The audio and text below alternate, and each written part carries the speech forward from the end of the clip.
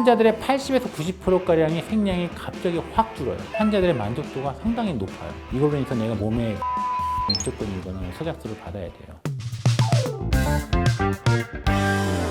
자궁내막 소작술은 여러 가지 방법이 있어요. 대표적으로 고주파 방법이 있고 냉동요법이 있고 레이저 방법이 있고 열수치료 같은 방법이 있는데요. 공통점은 자궁내막은 열이나 얼음 같은 걸 이용해서 파괴한다는 그런 얘기예요. 실제 시술은 대부분 전신마취나 부분마취를 하는데 자궁경이라는 기구를 넣어서 진행을 하게 됩니다. 시술 후에는 며칠간 약간의 출혈이나 분비물이 있을 수가 있어요. 하지만 일주일 정도 지나면 대부분 일상생활로 복귀가 가능해집니다. 그래서 굉장히 좋은 시술법이에요.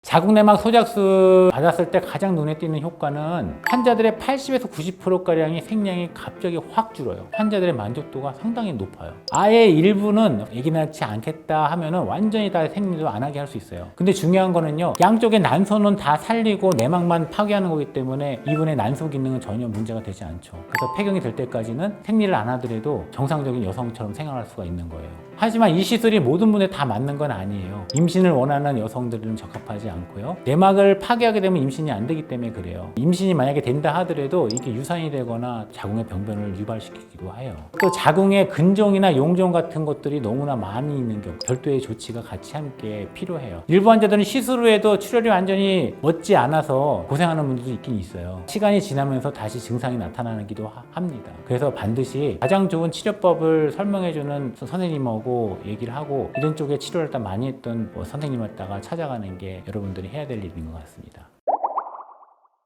저희 병원에서 시행하고 있는 자궁내막 소작술이 있는데요. 사실은 저는 두 가지 방법을 다 씁니다. 자궁내막 절제술도 쓰기도 하고 소작술도 쓰기도 하고. 근데 소작술을 하다 보면 일부에서는 아주 구석지에 있는 자궁내막이 안 타는 경우가 있어요. 그런 경우 소작술을 먼저 한 다음에 내시경을 봐서 자궁내막 절제술을 이용해 갖고 마지막까지 다 치료를 했다 해서 100% 치료를 했다 할 수 있게끔 만들어 주게 되는 거죠.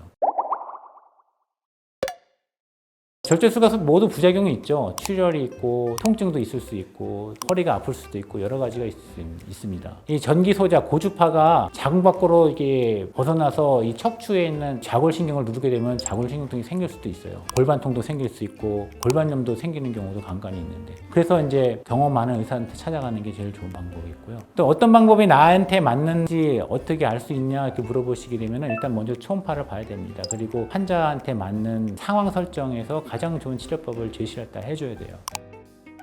시술은 이제 별로 아프지 않아요. 보통 환자들이 마취해서 깰 때 통증이 좀 있는데요. 한두 시간 뒤에는 대부분 다 통증이 없어지는 걸로 되어 있고, 성관계는 시술을 받은 다음에 분비물이나 어느 출혈 같은 게 없어지면 성관계는 아무 때나 가능하게 됩니다. 보통 한 2주 정도 뒤나 한 달 뒤에는 무조건 할 수가 있어요.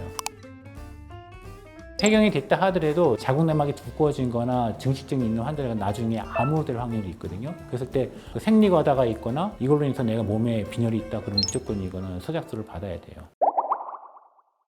오늘은 자궁내막 절제술과 자궁내막 소작술의 차이에 대해서 알아봤는데요. 일단 제일 중요한 거는 먼저 정상적인 생리가 무엇인지 먼저 알아야 되고, 내가 이상 반응 쪽에 있는지 없는지부터 판단을 하고 적절한 초음파나 아니면 진료를 봐서 주치 선생님과 상담을 했다가 하는 게 제일 좋을 것 같아요.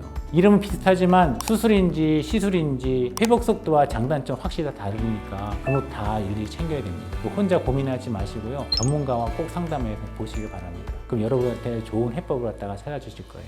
생리, 부정출혈이 없는 세상, 그리고 생리가다가 없는 세상, 생리통이 없는 세상을 만들어 봅시다. 감사합니다.